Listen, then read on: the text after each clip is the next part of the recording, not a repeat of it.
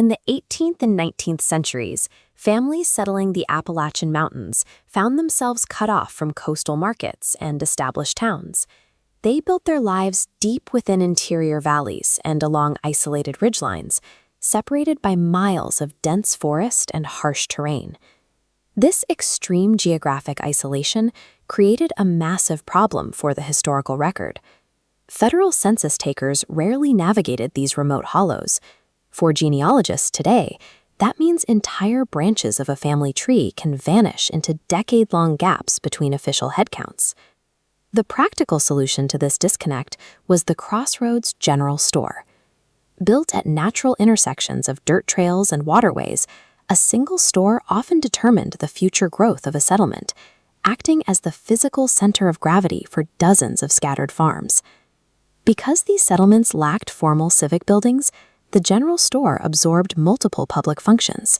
The crowded room you see here served as the local post office, the designated polling place for elections, a vital news hub, and an informal courthouse where justices of the peace settled minor disputes.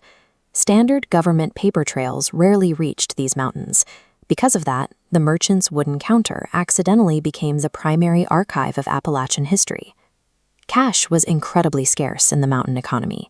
To survive, settlers relied heavily on a localized barter system, establishing running credit accounts based entirely on trust and community reputation. Instead of paper money, families paid down their debts by bringing gathered and handcrafted goods directly to the storekeeper. They traded pounds of churned butter, gathered eggs, and animal hides, like the ones hanging against this log wall, in exchange for manufactured staples they couldn't produce at home. Tracking these specific trades exposes a hidden economy.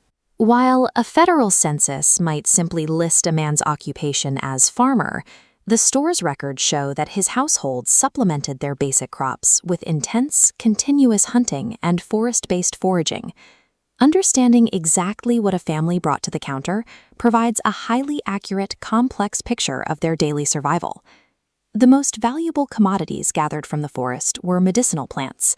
Wild American ginseng, along with bloodroot and black cohosh, grew naturally under the mountain canopy and commanded premium prices. The country store acted as a critical middleman. The merchant purchased these dried roots from local diggers, credited their accounts, and bundled the harvest for export. This flowchart traces how that local root gathering connected to a massive global supply chain.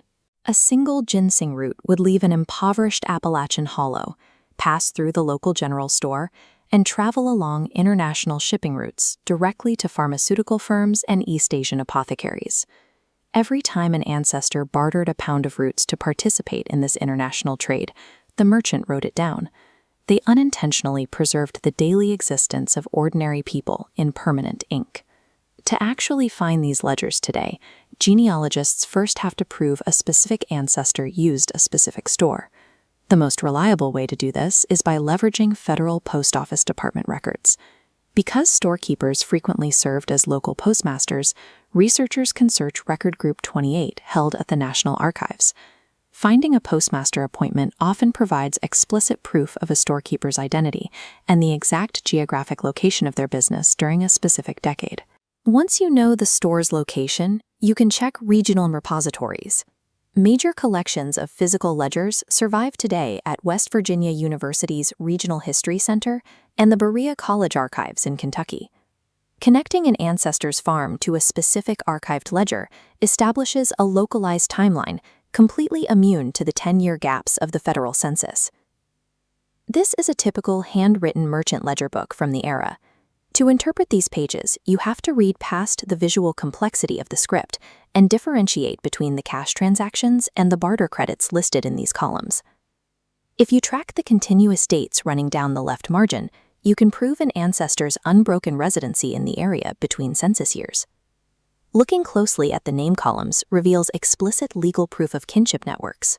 Merchants frequently added relationship modifiers to track shared accounts, writing down phrases like son of, widow of, or charged to the account of.